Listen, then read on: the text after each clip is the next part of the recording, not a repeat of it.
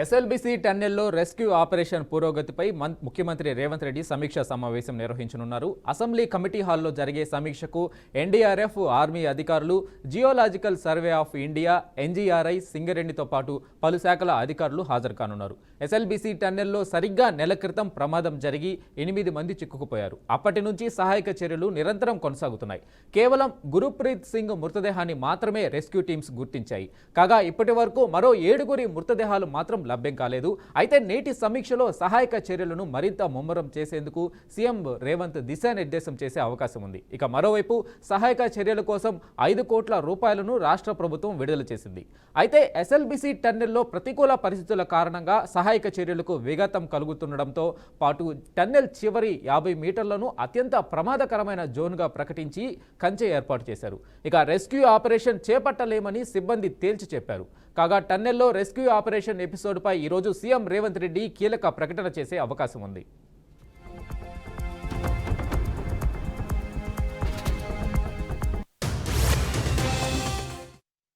ఇక రెస్క్యూ ఆపరేషన్కి సంబంధించి అప్డేట్స్, వివరాలు అందించడానికి మా ప్రతినిధి శ్రీనివాస్ ఉన్నారు. శ్రీనివాస్, చెప్పండి. Good afternoon. తెలంగాణ శ్రీశైలం టన్నెల్లో జరిగినటువంటి ప్రమాదాలను చూసుకున్నట్లయితే ఇప్పటికే సీఎం రేవంత్ రెడ్డి విజిట్ చేయడం జరిగింది. దీంతో పాటు ఇప్పుడు జరుగుతున్నటువంటి పరిస్థితులు, అక్కడ ఉన్నటువంటి రిస్క్ ఆపరేషన్ సంబంధించినటువంటి పూర్తి వివరాలు ఎప్పటికప్పుడు ప్రతి రోజు అప్డేట్ తో పాటు పర్యవేక్షిస్తున్నారు. దీనికి సంబంధించి ఈ రోజు పురోగతిపై ముఖ్యమంత్రి రేవంత్ రెడ్డి సమీక్ష సమావేశం నిర్వహిస్తారు. అసెంబ్లీ కమిటీ హాల్లో జరిగేటటువంటి ఈ సమీక్ష సమావేశంలోని ఎన్డీఎఫ్ఆర్ఎఫ్ అధికారులు అయితేనేమి, జియోలాజికల్ సర్వే ఆఫ్ ఇండియా, ఎన్ఎస్సిపి, సింగరేణితో పాటు పలు శాఖల అధికారులతో హాజరవుతారు. దీనికి సంబంధించి 8 మంది చిక్కుకుపోవడంతో అప్పటి నుండి సహాయ చర్యలు నిరంతరం కొనసాగుతున్నాయి. కేవలం గురుప్రీత్ సింగ్ మృతదేహాన్ని మాత్రమే రెస్క్యూ టీం గుర్తించారు. కాగా ఇప్పట్లో వరకు మరో 7 మృతదేహాలు మాత్రం లభ్యం కాలేదు. అయితే నేటికి సమీక్ష సమావేశం చర్యల అనంతరం ముమ్మరం చేసేందుకు సీఎం రేవంత్ రెడ్డి దిశానిర్దేశం చేసినటువంటి పరిస్థితి. ఇదే అవకాశం చూసుకొని మరోసారి సహాయ చర్యల కోసం 5 కోట్లను రాష్ట్ర ప్రభుత్వం కూడా విడుదల చేసినటువంటి పరిస్థితి.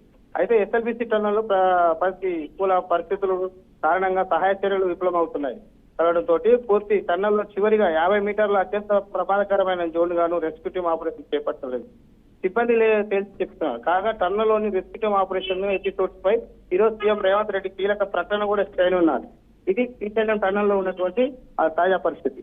శ్రీనివాస్, అయితే ఆపరేషన్ ఏదైతే రెస్క్యూ ఆపరేషన్ ఇక సాధ్యం కాదు అని చెప్పేసి అక్కడ సిబ్బంది చెబుతున్నట్టుగా తెలుస్తోంది. అయితే దీనిపైన రేవంత్ రెడ్డి మాట్లాడే అవకాశం ఉందా? అంటే రెస్క్యూ ఆపరేషన్ ఇంకా ఆపేసి మిగతా వర్క్లోకి వెళ్ళిపోతున్నట్టుగా ఏదైతే ప్రకటన చేయడానికి రేవంత్ రెడ్డి సమావేశం పెట్టబోతున్నారా? అక్కడ రెస్క్యూ ఆపరేషన్ ఆపేసే అవకాశం ఎంతవరకు ఉంది?